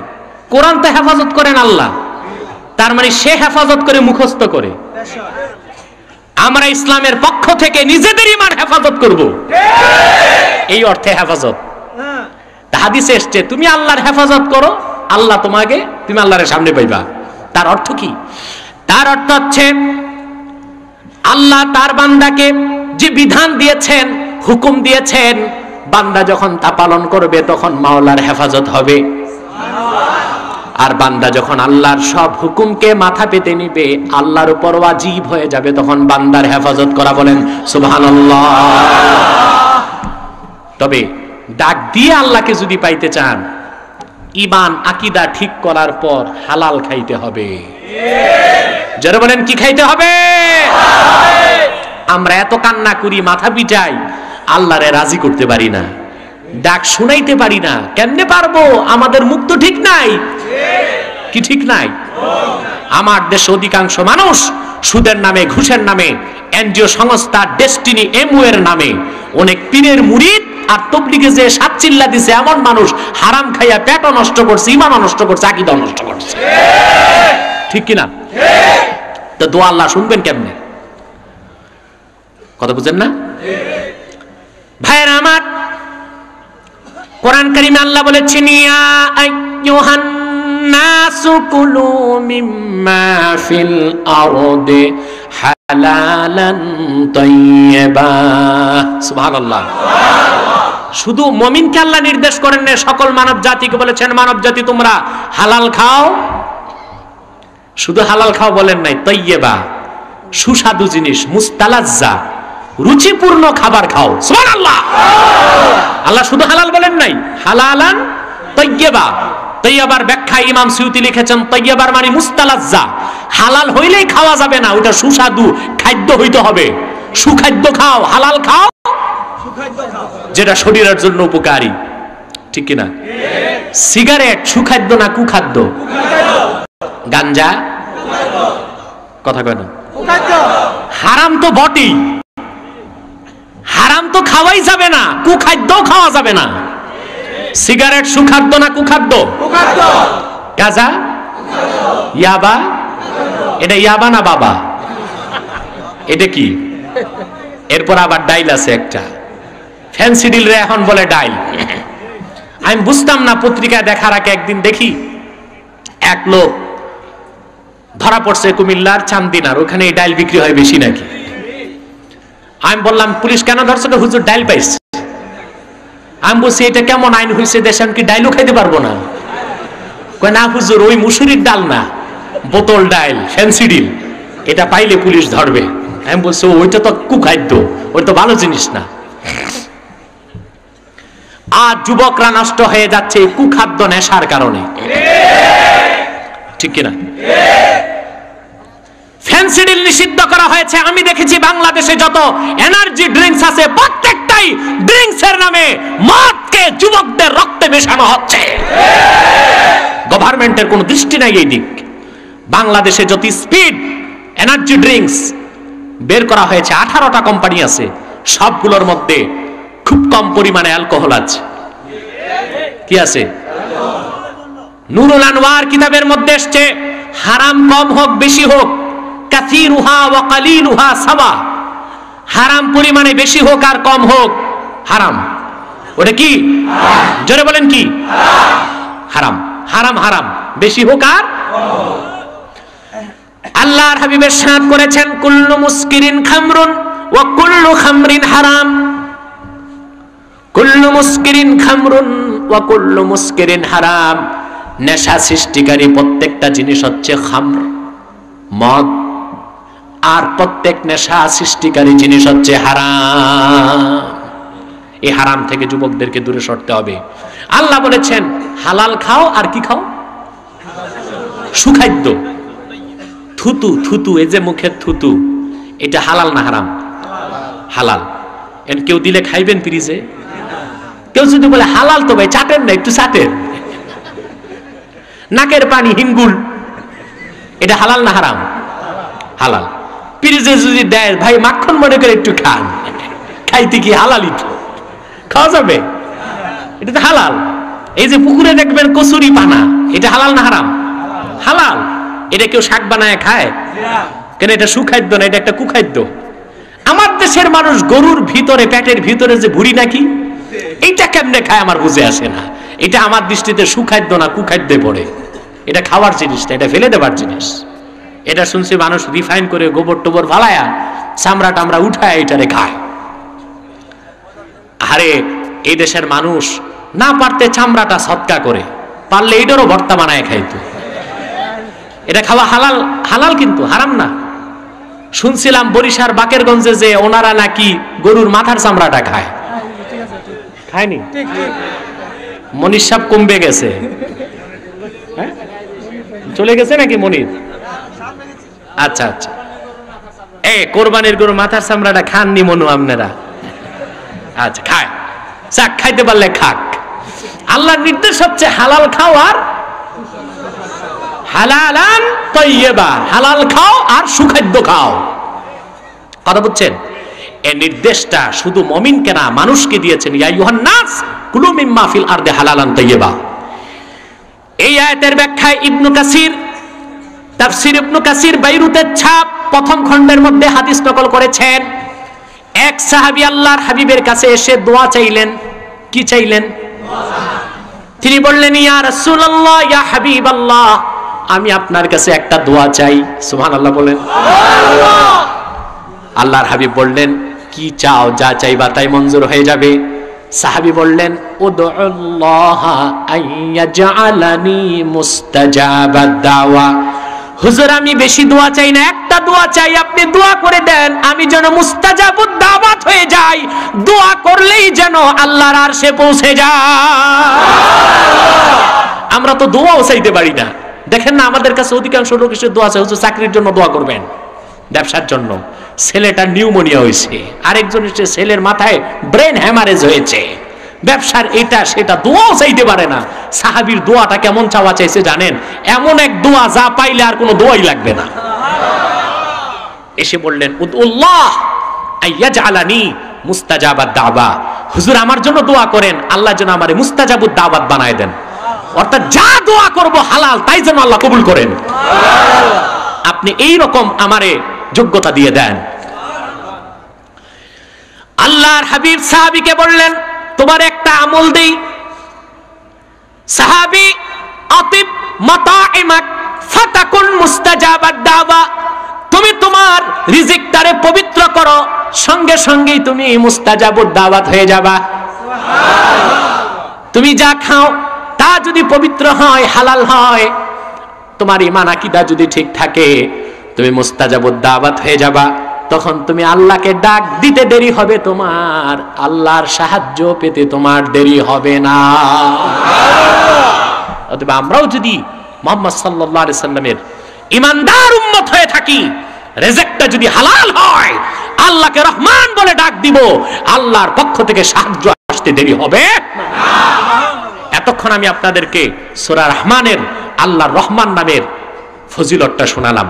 এবার এই শব্দের অর্থ কি, ব্যাখ্যা কি, তাও কি বলে দিব? সবাই বলেন। রহমান আল্লাহর দয়াবাচক নাম। সুবহানাল্লাহ। আরেকটা নাম আছে তার দয়াবাচক, রহিম। সুবহানাল্লাহ। তিনি এই দুইটা নাম একসাথে উচ্চারণ করছেন কোন সূরায়? ফাতিহায়। সূরা ফাতিহায়। বিসমিল্লাহ তো সূরা না, আয়াত। সূরা ফাতিহায়, ঠিক কিনা? বলছেন না? পারেন তো নাকি?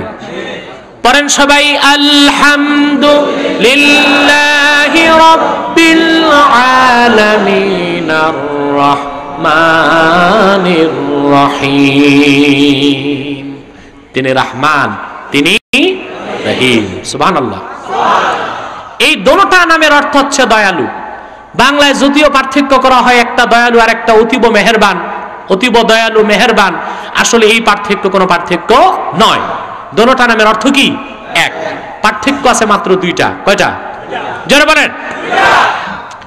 সহিহ আল বুখারী জিলদে সানি কিতাবুত তাফসীর, সহিহ আল বুখারী জিলদে সানি কিতাবুত তাফসীর, বাবু ফাজলি ফাতিহাতিল কিতাব, বাবু ফাজলি ফাতিহাতিল কিতাব। সূরা ফাতিহার ফজিলতের পরিচ্ছেদে সূরা ফাতিহার ফজিলত এসেছে, তার ব্যাখ্যায় আল্লামা ইবনু হাজার আসকালানী রাহমাতুল্লাহি আলাইহি ফাতহুল বারি শারহু সহিহুল বুখারীর ৯ম খণ্ডে তিনি লিখেছেন যে আর রহমানু ওয়ার রহিমু মুশতাকানে মিনার রাহমা। আল্লাহর রহমান নাম আর রহিম নাম, দুটোটা নাম একই ধাতু থেকে নির্গত, আর সেই ধাতু হচ্ছে রাহমাত। রাহমাত। সুবহানাল্লাহ। রহমত অর্থ কি? দয়া, করুণা। সুবহানাল্লাহ। তবে পার্থক্য দুইটা। কয়টা? মোটামুটি তিনটা পার্থক্য পাওয়া যায়। কয়টা? আমি একটু ব্যাখ্যা করে দিচ্ছি। পার্থক্য প্রথম হচ্ছে রহমানু ফিদ দুনিয়া রহিমু ফিল আখিরাত। দুনিয়ায় আল্লাহ তাআলা গোটা মাখলুকাতের জন্য তার দয়া প্রদর্শন করেন, সেজন্য তিনি রহমান। কিন্তু পরকালে শুধু মুহাম্মদ সাল্লাল্লাহু আলাইহি ওয়াসাল্লামের ঈমানদার উম্মতের জন্য তিনি তার দয়াটা দেখাবেন, এই জন্য তার নাম রহিম।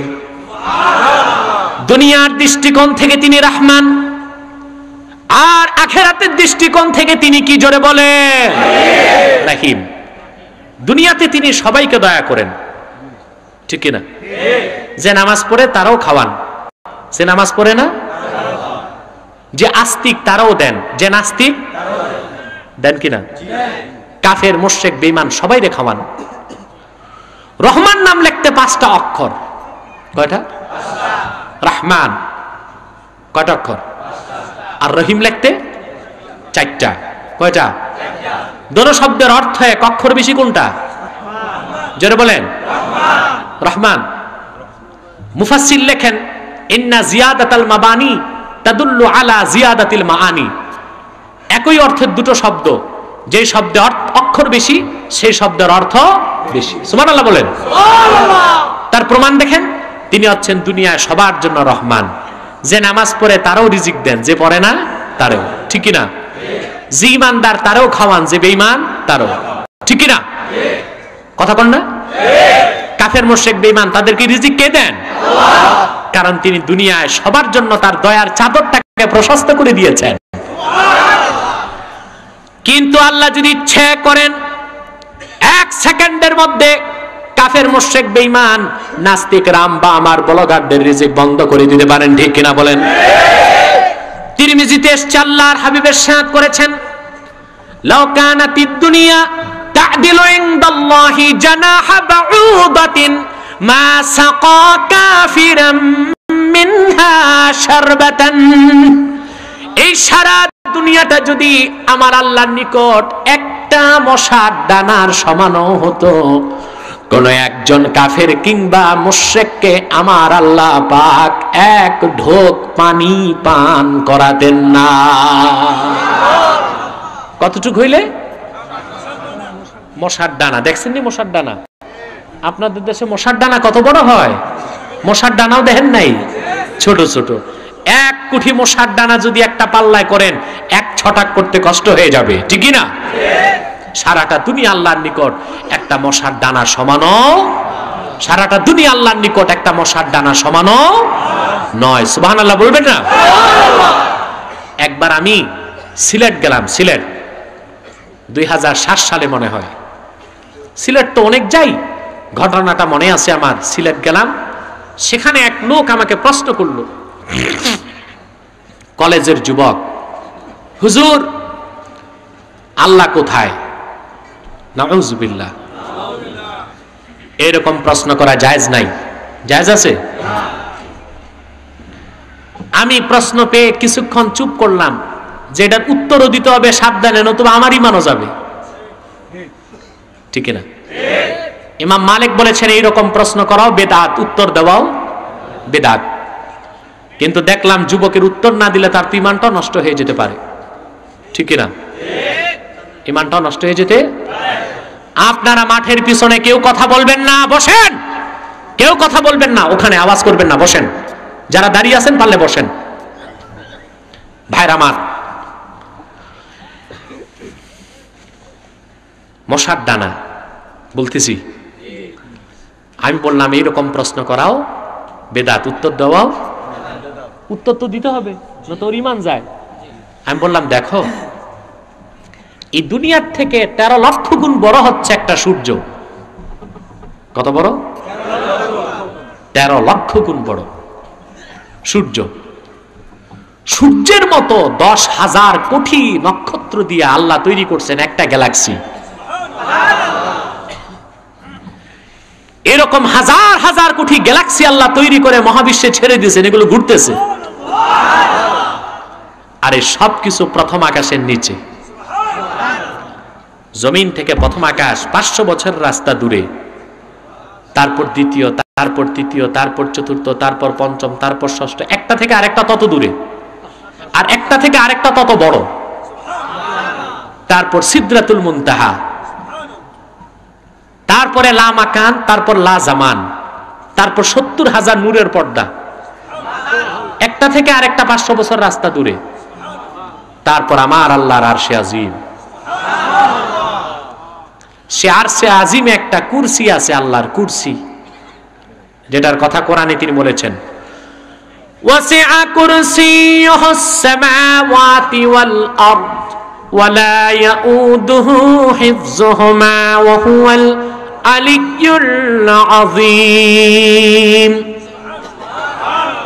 এটার ব্যাখ্যায় ইমাম বাগাবী মাআলিমুত তানজিলে লিখেছেন, সাত আকাশ সাত জমিনকে যদি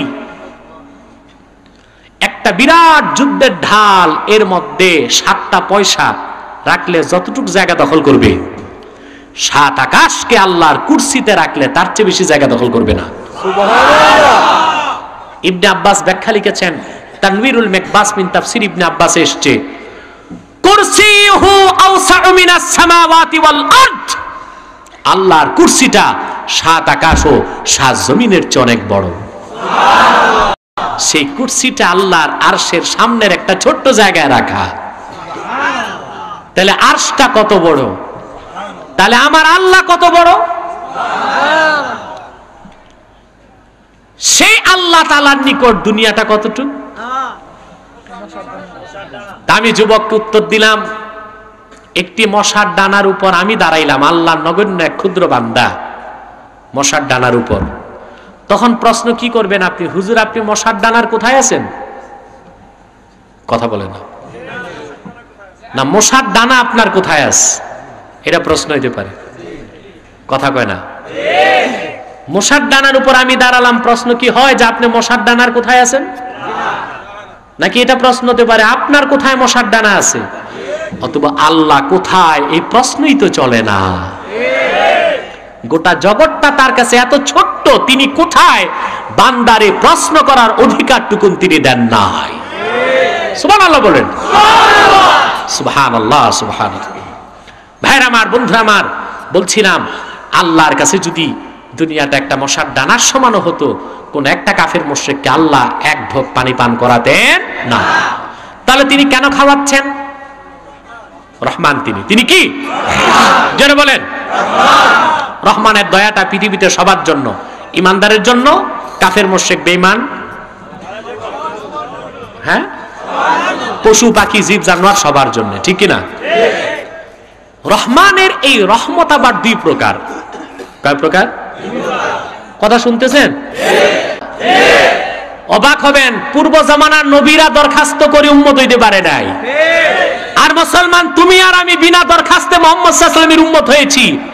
এর চেয়ে বেশি আর কি আল্লাহ শুকরিয়া আদায় করব? রহমানের কি দয়াটা আমাদের উপর। সুবহানাল্লাহ, সুবহানাল্লাহ। মুসা নবী দরখাস্ত করে নাই উম্মত হইতে? আজকে তো বিস্তারিত বলতে পারবো না, আমার একটা ক্যাসেট আছে উম্মতে মুহাম্মদী শানমান, কুনতুম খাইরা উম্মাতিন উখরিজাত লিন-নাসের ব্যাখ্যা প্রায় 2.5 ঘন্টা। আমরা কোন জাতি, আমাদের কি বৈশিষ্ট্য, বিস্তারিত আলোচনা আছে। ইন্টারনেটেও পাবেন, এটা ইউটিউবে পেয়ে যাবেন ইনশাআল্লাহ, আর ক্যাসেটও পাবেন। বন্ধুরা আমার, হযরত মুসা তাওরাত কিতাবে উম্মতে মুহাম্মদী সম্মান দেখে আল্লাহর কাছে দোয়া করছে, কয় আল্লাহ এই উম্মতটা আমারে দিয়ে দাও। সুবহানাল্লাহ, সুবহানাল্লাহ। চাইছেন এমন এক জিনিস যা কোনোদিন কবুল হওয়ার মতো। সুবহানাল্লাহ কইবেন না? আল্লাহ বললেন, মুসা এটা কি দোয়া করলি? এটা তো আমার দোস্ত মুহাম্মদ সাল্লাল্লাহু আলাইহি ওয়াসাল্লামের উম্মতের সম্মান দেখছো তুমি, এটাতে এই সম্মানওয়ালা উম্মত তুমি পাওয়ার যোগ্য না। দোয়া করছেন তিনি 8 বার, 8 বার তার দরখাস্ত নামঞ্জুর। বুখারীর রুআতুল বুখারীর মধ্যে সবচেয়ে আশহার যারা, তাদের একজন হচ্ছেন মুকাতিল বিন সুলাইমান। তিনি বর্ণনা করেছেন, নবমবার মুসা হাত তুলে দোয়া করলেন, হাত্তা তামান্না মুসা আইয়াকুনা মিন উম্মতি মুহাম্মাদিন সাল্লাল্লাহু আলাইহি ওয়াসাল্লাম। নবমবার হযরত মুসা হাত তুলে বললেন, মাবুদ তাহলে আর উম্মত চাই না, আমি মুসাকেই তুমি উম্মতে মুহাম্মাদি বানায় দাও। ইয়া সুবহানাল্লাহ, ইয়া সুবহানাল্লাহ। আল্লাহ বললেন, মুসা বহুত দেরি হয়ে গেছে, এই 8 বার উম্মত না চাই, প্রথমবার চাইলেই তো আমি মঞ্জুর করতাম। হযরত ঈসার আবার এই কথা জানা ছিল ভালো, সুবহানাল্লাহ কইবেন না? ঈসা রুহুল্লাহ আছে কই? চৌথা আকাশে ওয়েটিং এ বসা, ঠিক কিনা? ঈসা আছে কই? খ্রিস্টানরা কই ঈসারে মারছে কারা? ইহুদিরা। এটা মিথ্যা কথা, মিছা কথা। ঈসার নামে মিছা। হযরত ঈসা রুহুল্লাহকে যখন ইহুদিরা হত্যা করতে গেল, আল্লাহ অরিজিনাল ঈসাকে আকাশে উঠায় নিলেন। আর ইহুদিরা দেখলো ঈসা নবীর মতো একজন দেখা যায় তার খাদেমা ছিল, 12টা হাওয়ারির একটা, ওটারে জবাই দিছে, কয় ঈসা শেষ। আল্লাহ কয় না, যেটা মারছো তো এটা ঈসা না, ওটা মিছা। দাজ্জালকে হত্যা করার জন্য কিয়ামতের আগে ইমাম মাহদিকে সাহায্য করার জন্য ঈসাকে নামানো হবে দামেস্কের জামে মসজিদের ছাদে। নবী হিসেবে নয়, আমাদের মতো উম্মত হিসেবে আসবেন। হযরত ঈসা তার প্রিয় দোয়া কোনটা ছিল জানেন? হযরত ঈসার প্রিয় দোয়া হাফেজ জালালউদ্দিন সৈয়দী আল হামিলিল ফাতাওয়ার মধ্যে লিখেছেন, নবী ঈসা সব সময় আল্লাহর কাছে বেশি দোয়া করতেন, আল্লাহুম্মা জাআলনি মিন উম্মতি মুহাম্মাদিন সাল্লাল্লাহু আলাইহি ওয়াসাল্লাম। আয় আল্লাহ, তোমার নিকট আমার একটাই দোয়া সবচেয়ে বেশি, মাবুদ তুমি আমি ঈসা রুহুল্লাহকে তোমার হাবিব মুহাম্মদ সাল্লাল্লাহু আলাইহি ওয়াসাল্লামের উম্মত বানায় দাও। আল্লাহ তার দোয়া কবুল করছেন, ঠিক কি না? ওয়েটিং লিস্টে বসায় রাখছেন, কিয়ামতের আগে দামেস্কের জামে মসজিদের ছাদে নামাবেন। সুবহানাল্লাহ। আমরা হতবাগারা নূর নবীর সম্মান বুঝবো কেমনে? নূর নবীর শানে বেয়াদবি করি, নূর নবী মুহাম্মদ সাল্লাল্লাহু আলাইহি সাল্লামকে বড় ভাইয়ের মতো মনে করে আমরা বেঈমান হয়ে যাচ্ছি। তার কারণ হচ্ছে আমরা বিনা দরখাস্তে মুসলমান, সেই জন্য আল্লাহর শানও বুঝি না, তার হাবিব মুহাম্মদ সাল্লাল্লাহু আলাইহি সাল্লামের শানও বুঝি না। ঠিক কিনা বলেন? ভাইরা আমার, আল্লাহর কি দয়াটা দেখেন, তিনি আমাদেরকে জন্মের আগে সিলেক্ট করলেন, আমরা কি হব? মুহাম্মদ সাল্লাল্লাহু আলাইহি সাল্লামের উম্মত। এটা হলো তার কোন দয়া? রহমান হিসেবে রহমতে সাবেকা। সুবহানাল্লাহ। তারপরে সন্তান মায়ের পেটে যখন চলে আসলো, শুরু হয়ে গেল রহমানের রহমতে লাহেকা। কেমন দয়া তার! নবজাতক শিশু এই দুনিয়ার আলো আর বাতাস দেখার আগে তার 6 মাসের রিজিক মায়ের বুকে আল্লাহ জমা করে দেন। মানুষটা পৃথিবীতেই আসলো না, তার 6 মাস আগে 2.5 বছরের রিজিক তার মায়ের বুকে তিনি রিজার্ভ করে দেন। সেটা 2.5 বছর তো তার দাঁত থাকবে না, দাঁত থাকবে না, কই মাছ কেমনে খাবে, রুই মাছ ইলিশ কেমনে খাবে, বিড়ি সিগারেটও টানতে পারবে না, হোক্কাও খাইতে পারবে না, এটা দুধ ছাড়া গতি নাই। অতএব এটা মায়ের বুকের মধ্যে তিনি এই সন্তানের 2.5 বছরের রিজিককে জমা করে দিলেন। সুবহানাল্লাহ। মুসলিম নগরবাসী রহমানকে ভালো করে চিনো। যারা রহমানকে চিনতে পেরেছে, মুহাম্মদ সাল্লাল্লাহু আলাইহি ওয়াসাল্লামের সুন্নাত তরিকায় চলে, রহমানকে চিনে, তারা কোনোদিন কোন পীরের পায়ে সিজদা করতে পারে না, মাজারে সিজদা করতে পারে না, মাজারে মান্নত করতে পারে না। তারা চাইবে কার কাছে? রহমানের কাছে। আর ওসিলা ধরবে রাহমাতুল লিল আলামিন নূর নবী আমার হযরত মুহাম্মদ সাল্লাল্লাহু আলাইহি ওয়াসাল্লাম। সুবহানাল্লাহ বলেন। রহমানকে চিনে নেন। রহমানকে না চিনার কারণে আপনারা পীরকে যে নাউজুবিল্লাহ খোদার মতো সাজদা করেন, মাজারে সাজদা করেন, পীরকে সাজদা করেন, এই সব হচ্ছে শিরকুম বিল্লাহিল আযীম। প্রকাশ্য শিরক ছাড়া আর কিছু হতে পারে না। আল্লাহর ওলিদের মাজারে যাবেন শুধু জিয়ারত করতে। কি করতে যাবেন? শুধু জিয়ারত ছাড়া সেখানে আগরবাতি দেওয়া, মোমবাতি দেওয়া, তোয়াফ করা, সেটা ধুইয়া গোসল শরীফ নামে পানি খাওয়া, সাজদা করা, এই সব হারাম এবং শিরক। হক্কানি পীর যারা জনপুর, ফুরফুরা, সারসিনা, এই সব হক্কানি তরিকার মধ্যে এই সব ভণ্ডামি নাই। বাতিল পন্থী যারা নাস্তিকদের দালালি করে, তারাই মানুষকে এই সব নিকৃষ্ট শিরক শিখায়। ভাইরা আমার, রহমানের কি দয়া! আপনি পৃথিবীর আলো বাতাস দেখার আগেই তিনি রিজিক পাঠিয়ে দিলেন মায়ের বুকে। সুবহানাল্লাহ। দয়া কি?